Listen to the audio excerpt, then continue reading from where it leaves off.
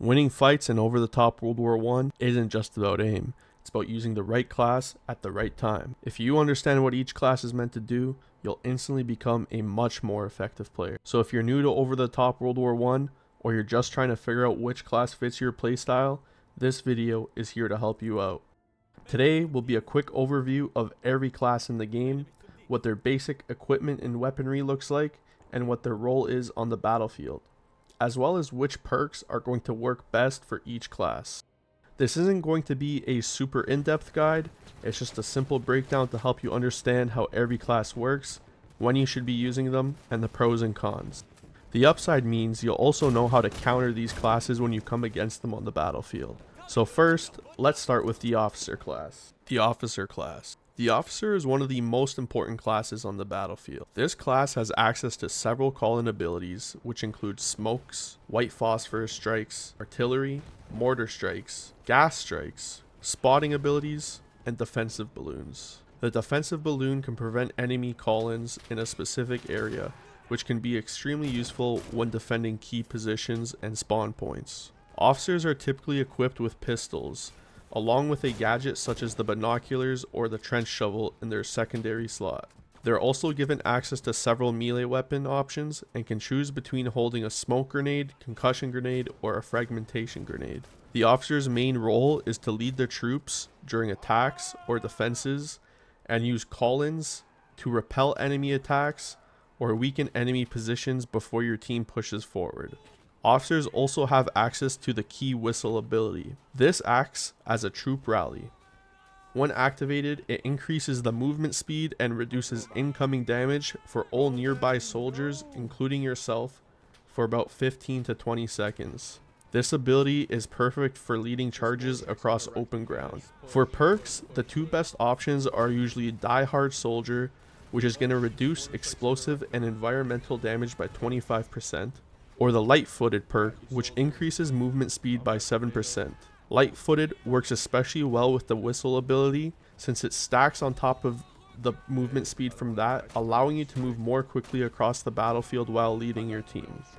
Last but not least, the officer also acts as a mobile spawn point, which makes them a huge force multiplier for your team on top of the call-in ability. As long as you're alive, your teammates can keep spawning in on you, so positioning the officer is critical. You don't want to be in the heaviest of fighting or the first to push into a trench. Stay just behind the front lines and behind your teammates when pushing, so that way you can observe, direct, and support your team while keeping them in the fight. Try to avoid taking direct fire or being too close to enemies, since they'll block any teammates from spawning in on you on the battlefield.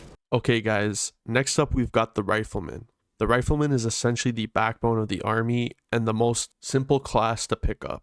Riflemen are equipped with bolt-action rifles attached with bayonets. This makes them effective for medium and long-range combat while still having a quick melee option in close quarters, one running out of ammo or overwhelmed with enemies. They are also the only class with bandages, meaning that they can heal themselves anytime, anywhere during combat. Each rifleman also gets access to either an entrenching tool, wire cutters for clearing barbed wire, or a wrench for repairing vehicles. Because of the wrench, riflemen are actually the best class suited for vehicle gameplay, since they can repair tanks and other vehicles. If you're planning to focus on vehicle gameplay, I recommend equipping the wrench as well as equipping the mechanic perk, which increases vehicle speed by 15% as well as reducing weapon overheating by 15%. If you're more focused on infantry gameplay, then the best perk options include Die Hard Soldier, Bombardier, which will increase your grenade damage and throwing distance by 20%, or Healer, which is going to increase your revive speed and revive health by 200%, which will be especially important to use as you'll be wanting to revive your Stormtroopers or specialists when storming trenches, as you aren't best suited for close quarters combat like these classes are.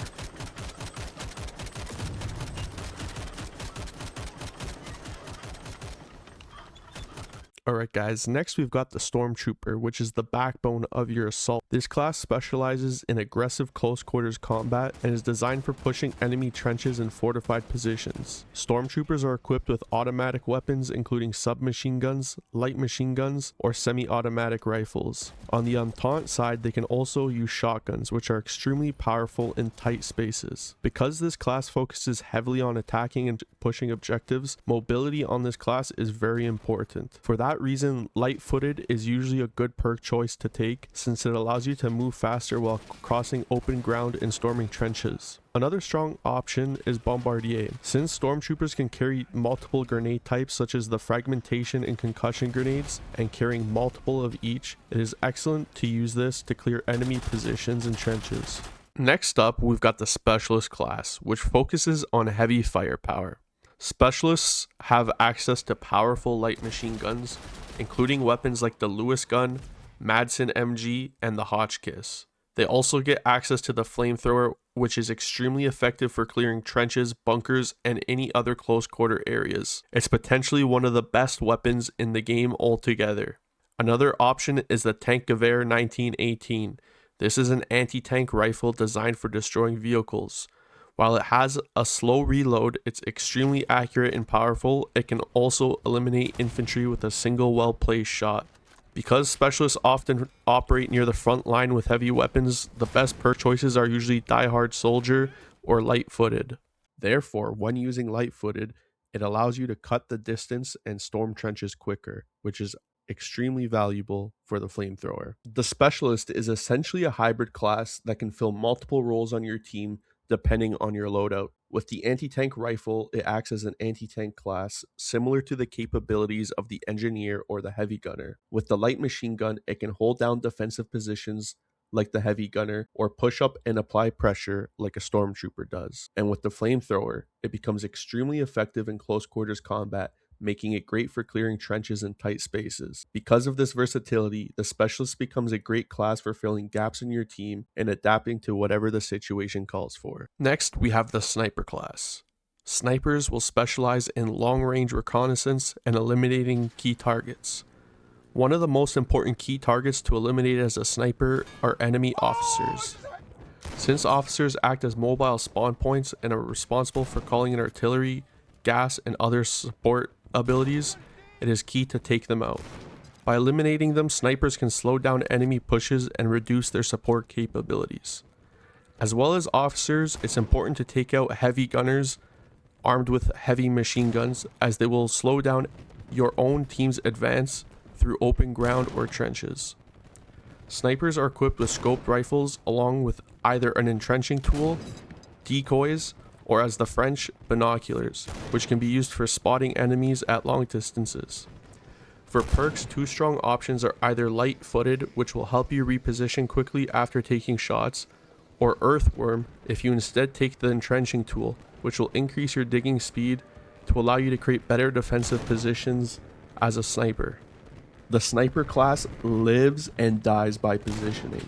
To be effective, you need to consistently take control of power positions. That's elevated ground, structures like the windmill, or bunkers with narrow sightlines. Even the edges of the map where enemy traffic is going to be predictable. Height gives you visibility, but smart angles will give you survivability. Natural concealment is just as important. Areas with dense foliage, trees, or environmental cover is going to let you stay hidden while maintaining clear lines of sight. A good sniper isn't just seen less, they're noticed too late. But positioning isn't static. If you stay in one spot too long, you will get tracked, flanked, or counter-sniped. Try to reposition frequently, even after just a few shots or kills. This is going to keep enemies guessing and prevent them from locking onto your location. The best snipers are always thinking one step ahead, where they are, where the enemy expects them to be, and where they're going to be moving next.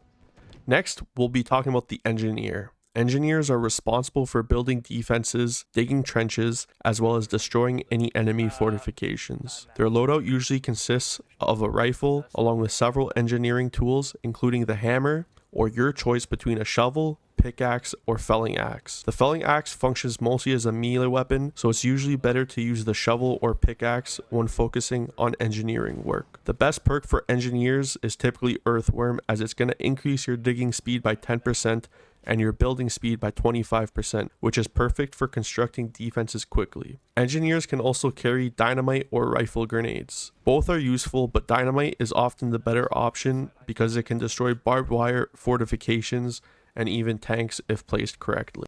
The engineer class can make or break a team's success. A strong group of engineers can turn a weak defense into a fortified hold or turn a stalled attack into a breakthrough. Engineers work best in pairs, so try to group up with another engineer. Defensively, engineers create choke points, build fortifications, and slow enemy pushes by forcing them into predictable lanes. This gives your team time and control over the fight. On the attack, they're just as valuable.